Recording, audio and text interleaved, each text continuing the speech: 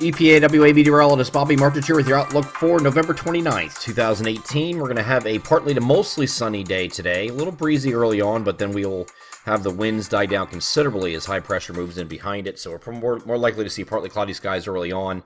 And then we're expecting by the end of the day to have mostly sunny skies. And we're going to go back to partly cloudy this evening and then mostly cloudy overnight. Might have a few light snow showers overnight, maybe some freezing drizzle in some spots. We'll have to watch for that. Doesn't look like a big deal, but we go over the NAM high-res future simulated radar starting this off at 4 o'clock in the morning. The 32-degree line at this point is way to the south, okay? So this is all, anything north of this line is below freezing. And you see this batch here? Very light, not a real big deal, insignificant, but it will be moving through in the very early morning hours. This is looking at 4 o'clock in the morning.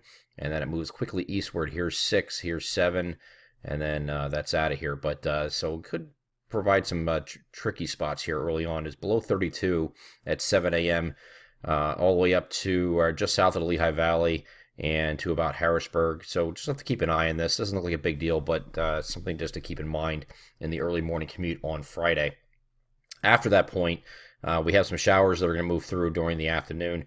Might be some freezing drizzle up here or freezing rain, light rain showers that are mixed in with this in the highest elevations up here in north central Pennsylvania and then maybe eventually northeast PA, parts of northeast PA. Again, this is the highest elevations where it's not expected to get too far above freezing or if above freezing at all. But elsewhere, we shouldn't have any issues. There'll just be a few showers moving through during the afternoon on Friday. So we go over to the globals again just to show you the progression of that here on Friday.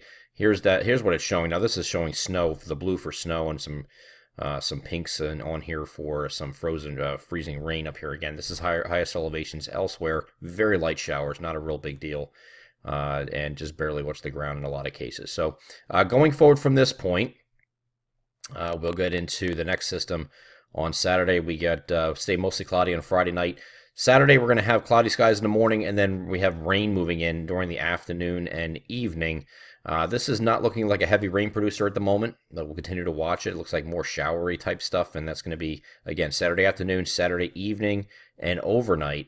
And then I'll wrap up on Sunday morning. Might be very early on Sunday before it kicks out, but we're going to be very, very warm behind this system on once the rain exits on Sunday, and we're going to have clouds giving way to sun. We're going to actually get up to 60 or above in many locations on Sunday, so that'll be quite a treat considering we've been so cold lately and below average. We're at least going to have one day we're going to be just very warm, and you're going to feel it on Sunday. Good day to hang Christmas lights if you haven't done so already.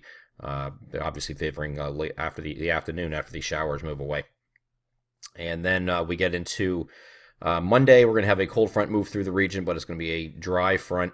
We're not going to have to watch for Tuesday. That cold front's going to actually bring in some colder air into the region. It's going to be marginally cold, though, and we have a system that's going to be approaching in the middle of the week here. Very tough call what this does. This is going to be one of those marginal systems that favors the far interior for some snow accumulations. It looks like minor accumulations at the moment. This is Tuesday. We'll keep monitoring this closely. But they could produce some snow accumulations, and at least in our interior locations. I don't think you're dealing with that along I-95 and point southeast this time. It looks like it's northwest of there, or maybe considerably northwest of there. The devil's in the details at this point because we're talking about Tuesday of next week.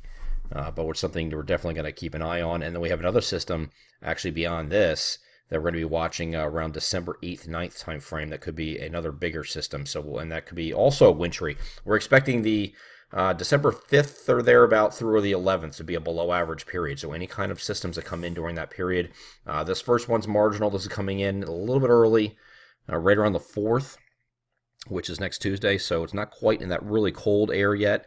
Once we get to that second system potential, if that hits, that's likely to be a winter storm just because we have so much cold air involved with that one. So much better potential with that second one than the first. But this one is not something to sleep on either because there is some wintry potential with this if it tracks us right. Of course, there's several different pieces of model guidance that suggest different, depending on what you're looking at, GFS, European model, whatever, all showing this the development of this system and how it evolves a little bit differently.